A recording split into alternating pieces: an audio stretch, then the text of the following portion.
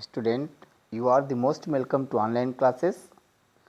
Myself Pankaj Tiwari, and today I am going to discuss here about second chapter of economic class 10, the sectors of Indian economy. In this part, student, I am going to discuss here about organized sector and unorganized sector. तो student, मैं आप लोगों को आज organised और unorganised sector के बारे में बताना चाहता हूं। तो जैसा कि एनसीईआरटी के बुक में इस तरीके का फिगर दिया है आप लोगों को, तो इसमें मैं आप लोगों को दो कहानियां सुनाना चाहता हूं। एक जो है कंता का है और एक कमल का है। कंता और कमल दो अलग अलग जगहों पर काम करने वाले व्यक्ति हैं, उनके बारे में मैं यहाँ आप लोगों को एक्सप्लेन करने जा रहा हूँ। तो इसमें पहले कंता का दिया है। कंता क्या है कि एक क्लर्क का काम करती है। कंता एजुकेशन डिपार्टमेंट में क्लर्क का काम करती है और वो अपना जो ऑफिस है वो 9 AM से 9:30 AM से 5:30 PM तक जो है वो ऑफिस ज्वाइन करके रखती है और उसे जो है सैलरी रेगुलर मंथ के लास्ट में पर मंथ मिल जाता है। और इस तरीके से जो सैलरी है वो उसमें एडिशनल सैलरी भी उसे दी जाती है। इसके अलावा इसमें बताया है कि जो एडिशनल सैलरी की बात की है तो उसके बाद उसमें कहा है कि उसे कुछ जो है प्रोविडेंट फंड भी दिए जाते हैं। जैसा कि रूल रेगुलेशन गवर्नमेंट के द्वारा बनाया गया है उसके अनुसार उसे प्रोविडेंट फंड भी दिया जाता है। प्रोविडेंट फंड दिया जाता है और उसे मेडिकल फैसिलिटी भी प्रोवाइड की जाती है, मेडिकल अलाउंस दिया जाता है। और इस तरीके से कंता संडे को ऑफिस नहीं जाती है, फिर भी उसे जो है हॉलीडे पेड किया जाता है। और जब कभी जो हॉलीडे अगर वो में काम करती है तो जो है उसे उसके हॉलीडे का भी पेड किया जाता है और जो है ओवर टाइम भी जो है उसे पेड किया जाता है। और उसे ज्वाइन कराने के लिए एक लेटर अपॉर्चुनिटी दिया गया था, उसके टर्म और कंडीशन उसमें दिए गए थे। उसके अनुसार काम करने के टर्म और कंडीशन उसके अनुसार उसने जो है ये ऑफिस वाला जॉब जो है उसने ज्वाइन किया था। तो यहाँ तो कंता का एग्जाम्पल दिया है। फिर देखते हैं तो सेकेंड एग्जाम्पल जो है वो कमल का है। जो सेकेंड एग्जाम्पल है वो एक व्यक्ति कमल का है। तो कमल क्या है कि कंता का नेबर है और जो कि उसके आसपास के एक ग्रोसरी शॉप में काम करता है और वो डेली वेज पर काम करता है और अपने काम पर 7:30 सुबह जाता है और 8 बजे तक शाम के वो काम करके लौटता है। उसे किसी तरीके का अलायंस नहीं दिया जाता और न ही जो है वो उसे इस तरीके का कोई फैसिलिटी अलायंस का वेज के अकॉर्डिंग, वेज के अलावा भी नहीं दिया जाता।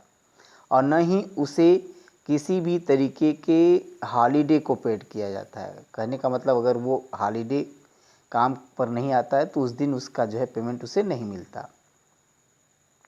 इस तरह कहें तो वो जो है हॉलीडे भी नहीं पेड किया जाता और उसके काम न करने के कारण से हॉलीडे भी पेड नहीं किया जाता और न ही किसी भी तरीके का उसे फॉर्मल लेटर दे करके, रूल रेगुलेशन बता करके उसे शॉप पर जो है काम के लिए ज्वाइन कराया गया है। और उसे कभी भी काम न होने पर दुकान पर किसी भी समय उसे वहाँ से निष्कासित किया जा सकता है। ऐसा जो है वो जो है फैसिलिटी उसके साथ। तो इस तरीके से हम लोग देखते हैं कि जो अभी कंता और कमल का जो एग्जाम्पल दिया है, तो कंता और कमल के एग्जाम्पल से यहाँ जो है दो कंपेरिजन किया है, एक ऑर्गेनाइज सेक्टर और एक अनऑर्गेनाइज सेक्टर का यहाँ कंपेरिजन किया है। तो उसके बारे में यहाँ मैं फिर डिटेल आप लोगों को बताना चाहता हूँ कि यहाँ जो दिया है जो एग्जाम्पल, उससे ये समझ में आता है कि जो कंता काम करती है वो ऑर्गेनाइज सेक्टर में काम करती है, जो कि एम्प्लॉयमेंट का जो रेगुलर वर्क है पीपुल को दिया जाना चाहिए, वो इस तरीके से वो रेगुलर वर्क करती है। और इस तरीके से जो रेगुलर वर्क करते हैं और उन्हें वर्क का कंडीशन बता करके और उन्हें जो है एम्प्लॉयमेंट दिया जाता है या रोज़गार पर रखा जाता है, तो इस तरीके का जो होता है उस सेक्टर को कहते हैं ऑर्गेनाइज सेक्टर का एम्प्लॉयमेंट। उसके लिए पीपल रजिस्टर्ड होता है गवर्नमेंट के रूल रेगुलेशन के अकॉर्डिंग। जो गवर्नमेंट ने रूल रेगुलेशन बनाया है उसके अनुसार वो जो है रजिस्टर्ड होता है, और उसके साथ फैक्ट्री के जो नियम कानून हैं, जैसे factory act, minimum wage act, payment guarantee act, shops establishment act, जो इस तरीके के एक्ट हैं जो अलग अलग गवर्नमेंट के द्वारा रूल रेगुलेशन बनाए गए हैं, उन एक्ट को या उस रूल रेगुलेशन के द्वारा जो सेक्टर चलाए जाते हैं या जो फैसिलिटी दी जाती है, उस तरीके के जो लोग हैं उन्हें ऑर्गेनाइज सेक्टर में कहा जाता है। इसीलिए इन्हें ऑर्गेनाइज सेक्टर कहा जाता है। और इस तरीके से देखें तो ये एक तरीके का जो है फॉर्मल प्रोसेस है, और इस तरीके से देखें तो इस तरीके का जो प्रोसेस है उसमें कुछ पीपुल जो ऐसे हैं जो कि एम्प्लॉई होते हैं, लेकिन क्या है वो किसी भी तरीके से जो है रजिस्टर्ड नहीं होते, लेकिन इसमें क्या है रजिस्टर्ड हैं। जो रूल रेगुलेशन है गवर्नमेंट का उसके अनुसार जो है ये रजिस्टर्ड होते हैं, और गवर्नमेंट के द्वारा जो रूल रेगुलेशन अलाउ किया जाता है उस रूल रेगुलेशन पर ये जो है काम करते हैं, गवर्नमेंट के द्वारा अलाउ की गए रूल रेगुलेशन पर काम करते हैं। इस तरह से कहा है कि जो ऑर्गेनाइज सेक्टर के वर्कर हैं वो जॉब सिक्योरिटी, एम्प्लॉयमेंट की सिक्योरिटी को जो है वो पाते हैं। इसके अलावा उन्हें जो है वर्क फिक्स किया जाता है, फिक्स आवर पर जो समय है काम करने का निर्धारित होता है, और फिक्स आवर पर उन्हें काम करना पड़ता है। और अगर किसी भी तरीके से ओवर टाइम करते हैं तो उन्हें ओवर टाइम को पेड किया जाता है, एम्प्लॉयर के द्वारा उन्हें जो है पेड किया जाता है। तो इस तरीके से और भी कई बेनिफिट्स जो है एम्प्लॉयर्स को दिए जाते हैं, कई प्रकार के बेनिफिट्स एम्प्लॉयर्स को दिए जाते हैं। और इस तरीके के जो बेनिफिट्स हैं एम्प्लॉयड द्वारा जो है एम्प्लॉयर द्वारा एम्प्लॉयड को दिया जाता है, तो एम्प्लॉयड क्या है ऑर्गेनाइज सेक्टर का जो होता है उसे लीव का भी पेमेंट दिया जाता है। अगर वो छुट्टियां लेता है तो छुट्टियों को भी जिससे पेड किया जाता है। ऐसा नहीं है कि अगर वो छुट्टी लेता है तो छुट्टी का जैसे पेड न किया जाता हो, तो उसे छुट्टियों का भी पेमेंट दिया जाता है। हॉलीडे के दौरान जो भी छुट्टियां लेता है उसको भी हॉलीडे का भी पेड किया जाता है। और इस तरीके से कहा है कि उसे प्रोविडेंट फंड दिया जाता है, और इसके अलावा उसे जॉब की गारंटी दी जाती है, और उसे मेडिकल बेनिफिट सपोर्ट किए जाते हैं। इस तरीके से कहें तो ऑर्गेनाइज सेक्टर में जॉब सिक्योरिटी है, और जॉब सिक्योरिटी के साथ साथ उन्हें हॉलीडे पेड किया जाता है, कई प्रकार के एजुकेशन अलाउंसेस दिए जाते हैं, हेल्थ अलाउंसेस दिए जाते हैं, ओवर टाइम को जो है वो पेड किया जाता है। तो ये सब सारी व्यवस्थाएं जो दी जाती हैं वो मुख्य रूप से देखें तो गवर्नमेंट के रूल रेगुलेशन बनाए गए हैं। गवर्नमेंट के रूल रेगुलेशन के अकॉर्डिंग जो ऑर्गेनाइजेशन चलते हैं वो ऑर्गेनाइज सेक्टर में आते हैं। इसके अलावा इसमें कहा है कि उनके लिए पानी के पीने की व्यवस्था की जाती है, एक स्वच्छ काम करने के वातावरण को जो है प्रोवाइड कराया जाता है ऑर्गेनाइज सेक्टर में लोगों को। तो ये जो है बेनिफिट्स जो है ऑर्गेनाइज सेक्टर के लोगों को जो है मिलता है। जबकि सेकेंडली देखते हैं तो जो अनऑर्गेनाइज सेक्टर, सेकेंडली जो है एग्जाम्पल दिया था वो कमल का दिया था।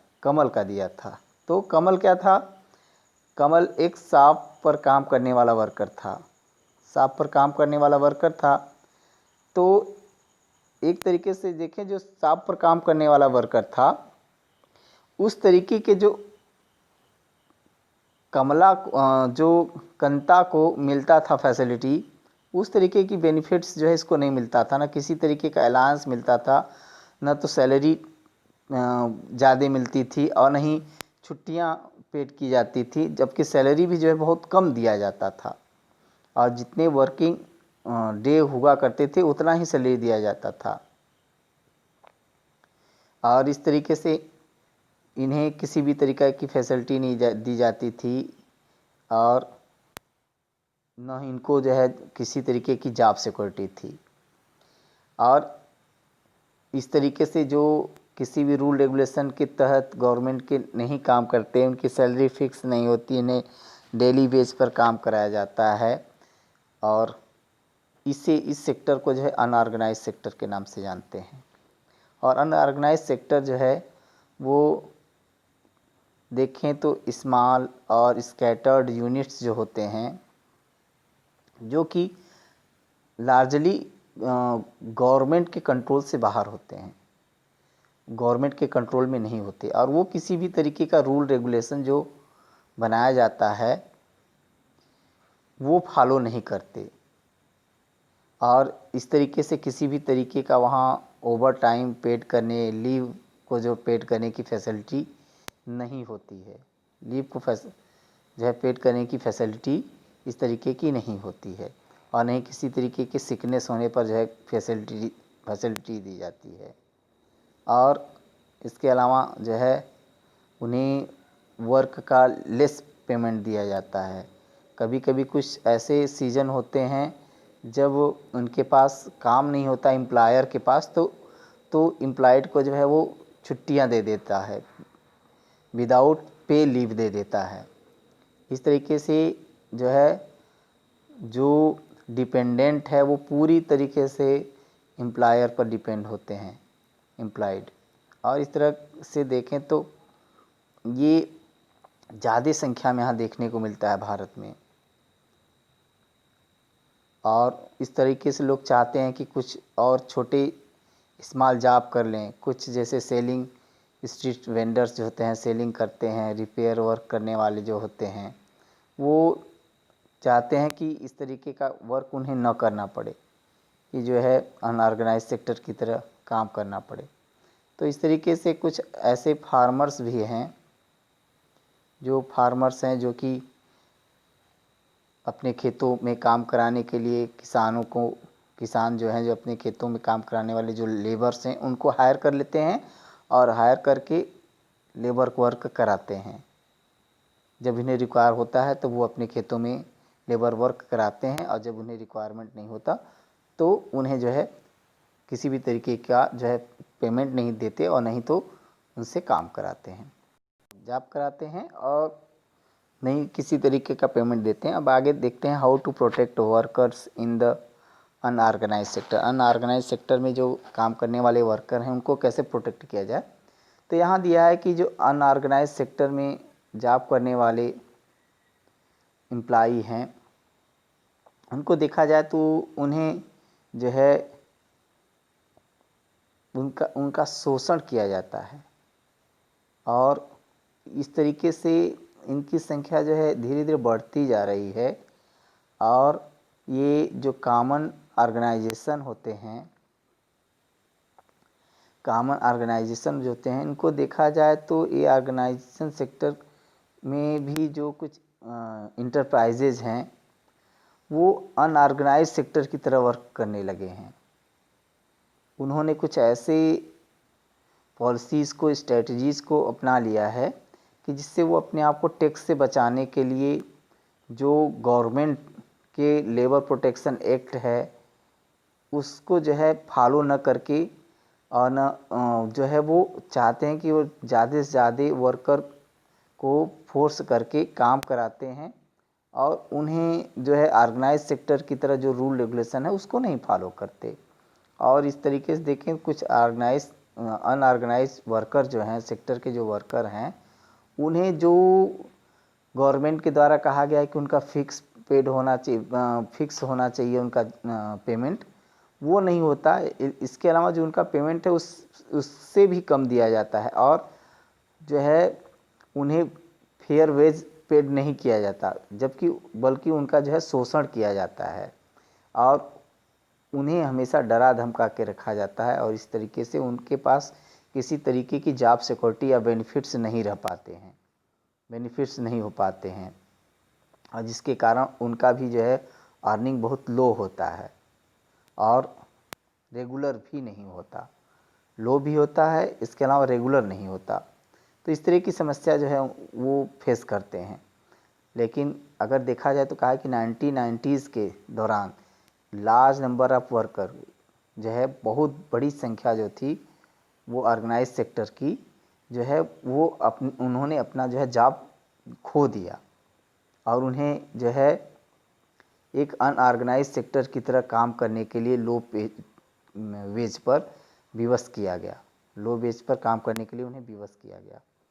तो इस तरीके से कहा गया है कि ज़्यादा से वर्कर को जो है इस तरीके की फैसिलिटी देने की आवश्यकता है, उनके प्रोटेक्शन की आवश्यकता है और उन्हें सपोर्ट करने की आवश्यकता है, क्योंकि बहुत से ऐसे ऑर्गेनाइजेशन हैं जो ऑर्गेनाइज सेक्टर की तरह वर्क तो करते हैं लेकिन कहीं न कहीं जो है गवर्नमेंट के द्वारा जो पॉलिसी बनाई जाती है, जैसा कि इसमें कहा है कि कुछ इस तरीके की स्ट्रेटजी को अपनाते हैं जिससे कि वो अपने टैक्स को बचाने के लिए कुछ इस तरीके के जो मेल प्रैक्टिसेस करते हैं। तो जैसे आज का दौर देखें स्टूडेंट, तो जो है ये एपिडेमिक का जो कंडीशन है उसमें देखते हैं तो बहुत से ऐसे ऑर्गेनाइज सेक्टर वाले हैं जो कि गवर्नमेंट के रूल रेगुलेशन को फॉलो नहीं करते। कहीं पेमेंट 50% दिया जा रहा है, कहीं 40% दिया जा रहा है और वर्कर को जो 8 आवर्स फैक्ट्रियों में काम करना पड़ता था वो वहाँ अब 12 आवर का वर्क हो गया है, वे 12 आवर का वर्क करने लगे हैं। तो कहीं न कहीं जैसा इसमें दिया है कि वो शोषण देखने को मिलता है जो कि ऑर्गेनाइज सेक्टर होते हुए भी अनऑर्गेनाइज सेक्टर की तरह बिहेव करते हैं। तो इसी तरीके से देखें तो अब इसमें जो भी मिल फैक्ट्री में वर्कर हैं काम करने वाले, ज़्यादा से ज़्यादा क्या हैं, वनरेबल हैं, असुरक्षित समूह में आते हैं। असुरक्षित समूह उसे कहा जाता है स्टूडेंट, वनरेबल पीपल को मैं आपको बता देना चाहता हूँ। ऐसे पीपल जो है कि जो कि सोसाइटी में क्या है, या तो SC ST को कहते हैं या OBC को कहते हैं, जो कि कहीं न कहीं सोसाइटी में बहुत पिछड़े वर्ग के लोग हैं जिनका जो इनकम का लेवल बहुत लो होता है और वो अपनी दिनचर्या को चलाने के लिए, अपने लिवलीहुड को चलाने के लिए वो किसी न किसी तरीके से मिल फैक्ट्रियों में वर्कर के रूप में काम करते हैं। तो ये जो वनरेबल देखें तो उन्हें जो है प्रोटेक्शन की आवश्यकता है, क्योंकि जो अनऑर्गेनाइज सेक्टर में लैंडलेस एग्रीकल्चर में जो है इन्वॉल्व हैं या अनऑर्गेनाइज सेक्टर में इन्वॉल्व हैं, वो कुछ इस तरीके से देखें तो मार्जिनल लेबर्स की तरह फार्मर पर काम करने वाले हैं, फार्मर्स के खेतों पर, और जो उनके क्राफ्ट हैं, आर्टिसंस हैं, ये कुछ ऐसे लोग हैं जैसे ब्लैक स्मिथ है, कारपेंटर हैं, ब्लैक स्मिथ है, कारपेंटर हैं, गोल्ड स्मिथ हैं, वीवर हैं, रूरल एरिया में ये जो है जिन्हें लो पेड किया जाता है। और इस तरीके से देखें तो पूरे जो एम्प्लॉयमेंट उसका 80% जो है रूरल हाउस होल्ड इंडिया में देखें तो इस तरीके के जो स्मॉल इंडस्ट्री हैं और इस तरीके का जो जैसा हमने बताया कि ब्लैक स्मिथ है और कारपेंटर हैं, गोल्ड स्मिथ हैं, कुछ इस तरीके के वीवर्स हैं जो संख्या में देखें तो 80% हैं, 80% हैं वो स्मॉल रूरल एरिया से बिलोंग करने वाले हैं। और उसमें कुछ मार्जिनल फार्मर्स भी आते हैं जिनके पास खेतों का आकार कम है या कह लें कि खेत कम है, वो इस तरीके के काम करने के लिए विवश हैं। लेकिन क्या है, इस तरीके के जो फार्मर्स हैं उन्हें क्या है, सपोर्ट की आवश्यकता है। उनके पास कुछ ऐसी फैसिलिटी जो है टाइम टू टाइम प्रोवाइड कराया जाए, जो कि लैंडलेस लेबर हैं या कैजुअल लेबर की तरह काम करने वाले हैं, उन्हें कुछ लो क्रेडिट प्रोवाइड कराया जाए, उन्हें चीपर क्रेडिट प्रोवाइड कराया जाए, उन्हें टाइम टू टाइम जो है सीड डिलीवरी किया जाए, एग्रीकल्चर इनपुट्स जो है वो चीपर रेट में जो है प्रोवाइड कराया जाए। तो क्या है, कहीं न कहीं इस तरीके के जो वो क्रेडिट हैं, चीपर क्रेडिट, उनके फसल को स्टोरेज करने की सुविधा प्रोवाइड कराया जाए। तो इस तरीके के जो एम्प्लॉयमेंट, अनएम्प्लॉयमेंट या जो अनऑर्गेनाइज सेक्टर की तरह काम करने के लिए विवश हैं, तो कहीं न कहीं उन्हें उनकी का स्टैंडर्ड ऊंचा होगा, क्योंकि इस तरीके की जो फैसिलिटीज़ उनको मिलेंगे, उनको जो है मार्केटिंग की व्यवस्था, स्टोरेज की व्यवस्था, कुछ cheaper credit, time to time उनको सीड फर्टिलाइज़र मिलता रहे, तो कहीं न कहीं उनका प्रोडक्शन बढ़ेगा तो उसमें इन्वॉल्व जो और भी वर्कर हैं उनका भी स्टैंडर्ड ऊंचा उठेगा। तो गवर्नमेंट को चाहिए कि कुछ इस तरीके का फैसिलिटी उनको प्रोवाइड कराए। उसी तरह दिया है कि जो अनऑर्गेनाइज सेक्टर अर्बन एरिया में है, जिसमें इंक्लूड किए जाते हैं सेमी स्मॉल स्केल इंडस्ट्री के जो वर्कर हैं, कैजुअल वर्कर हैं, इसके अलावा कंस्ट्रक्शन में काम करने वाले लेबर्स हैं, ट्रेड ट्रांसपोर्ट पर काम करने वाले लोग हैं। तो इस तरीके से देखें तो जो स्ट्रीट वेंडर्स हैं, कुछ इसमें हेड लोडर्स हैं जो सर पे रख के सामान को जो है लोड करते हैं, गारमेंट वर्कर हैं, और रैग पिकेटर्स हैं, कहने का मतलब जो कूड़ा करकट इकट्ठा करने वाले हैं। इस तरीके के जो लोग हैं, कहीं न कहीं वो जो है जो वनरेबिलिटी मैंने बताया कि देखने को मिलता है ग्रामीण एरिया में, वो इस तरीके का जो है शहरी क्षेत्रों में भी देखने को इस तरीके का मिलता है, जिसमें स्मॉल स्केल इंडस्ट्री में गवर्नमेंट के जो कुछ सपोर्ट की आवश्यकता है, स्मॉल स्केल इंडस्ट्री उसमें भी गवर्नमेंट के सपोर्ट की आवश्यकता है, क्योंकि कुछ ऐसे रूल रेगुलेशन हैं जो अगर गवर्नमेंट के द्वारा बनाया जाएगा तो क्या है, जैसे मटेरियल है, मार्केटिंग है, कुछ इनपुट्स हैं, गवर्नमेंट के द्वारा अगर सपोर्ट किया जाता है तो उनके लिए कुछ बेटर अपॉर्चुनिटी मिल पाएगा। और जैसे कहा है कि जो कैजुअल वर्कर हैं, चाहे वो रूरल एरिया को हों या अर्बन एरिया को हों, उनको भी जो है प्रोटेक्शन की आवश्यकता है, उन्हें भी प्रोटेक्ट करना चाहिए। उनको भी जो है जॉब दिलाने के लिए उन्हें पूरे वर्ष में 12 महीने का जो है जॉब मिले, उन्हें एम्प्लॉयमेंट मिले, इस तरीके का प्रोटेक्शन उनको भी मिलना चाहिए। इस तरह से हम देखते हैं तो अगर हम अनऑर्गेनाइज सेक्टर से देखें, अनऑर्गेनाइज सेक्टर को कंप्राइज करते हैं, तो इसमें वर्कर की मेजॉरिटी, सबसे ज़्यादा वर्कर की मेजॉरिटी हम देखते हैं तो शेड्यूल कास्ट है, शेड्यूल ट्राइब्स है, और बैकवर्ड कम्युनिटी के लोग देखने को मिलते हैं इसमें ज़्यादा। इसके अलावा इसमें क्या है, इन्हें जो है इरेगुलर जो है वर्क मिलता है, लो पेड किया जाता है, कम पेमेंट पर उन्हें काम करने के लिए दिया जाता है।